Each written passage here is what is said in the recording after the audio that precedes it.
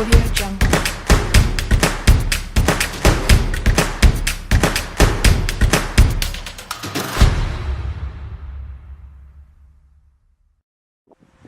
Salut à tous, bienvenue à un nouveau numéro de 5 minutes avec Syl. Aujourd'hui, j'ai avec moi le grand vainqueur de Montre-Moda 2018. André, c'est comme ça que je dois prononcer? André, oui. André. Et il a accepté le défi de nos 5 minutes avec Syl. Alors, est-ce que tu te sens prêt? Prêt, allons-y. Excellent. Alors, on va mettre notre top. Et on commence. Bah, déjà, félicitations pour Montre-Moda. Merci. Comment fut cette victoire?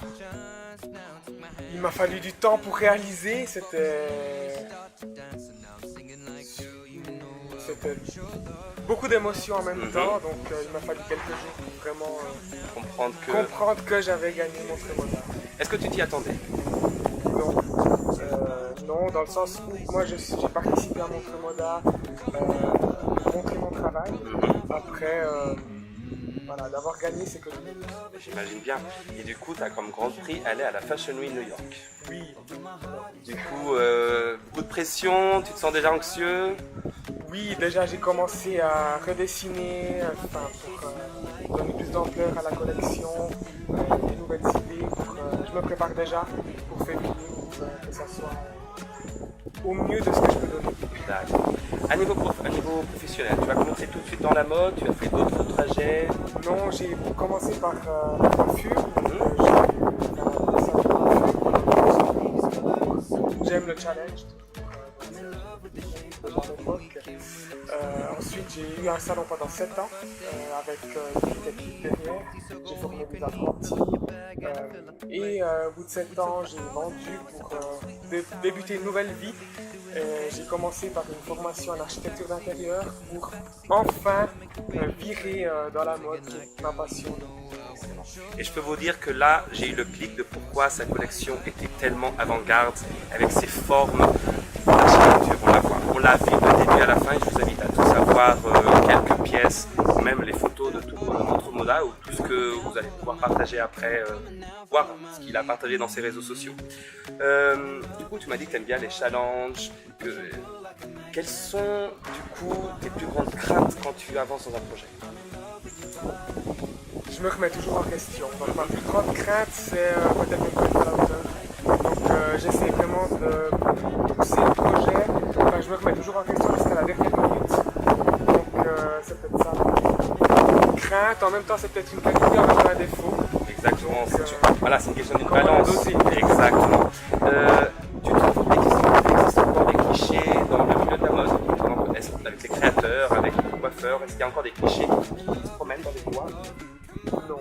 Alors, une fois qu'on est dans le milieu, non. Par contre, depuis l'extérieur, le public, les personnes qui participent pas dans le milieu, se font beaucoup d'idées préconçues, comme ces idées de clichés. Mais après, une fois qu'on franchit le pas, qu'on est dans le milieu, est-ce que tu trouves que être un homme, c'est beaucoup plus difficile pour s'intégrer dans le monde de la mode? C'est plus facile pour une femme, plus facile pour un homme? Tu trouves qu'il y a une différence? non, alors moi je pense qu'en tant qu'homme, c'est peut-être plus facile. J'ai peut-être un autre regard quand j'ai côtoyé le monde justement des femmes depuis là. Et c'est peut-être même des préconçus justement. Mais je pense qu'une femme a peut-être toujours ce brin de rivalité à embellir une autre femme. Un homme donne peut-être plus. Et, moi, je suis de la même opinion que toi. Du coup, maintenant, après tout ça, après tout ton trajet, après Montre-Moda, Fashion Week, quel est le prochain pas pour toi? Qu'est-ce qui vient de après?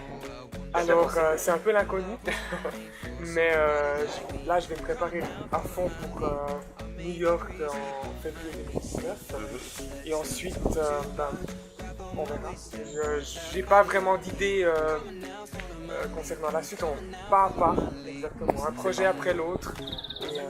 Bon, si du coup tu as de la place dans ta valise, tu me dis, je peux rentrer dedans et je vais avec toi à New York, Je sans t'emmène problème. volontiers.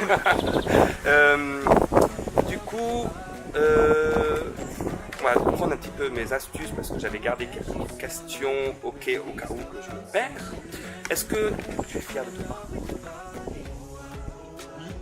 Alors oui, après justement, j'ai toujours cette remise en question où je me dis j'aurais peut-être pu faire mieux, mais dans les grandes lignes quand même, je suis content d'être là où je suis aujourd'hui.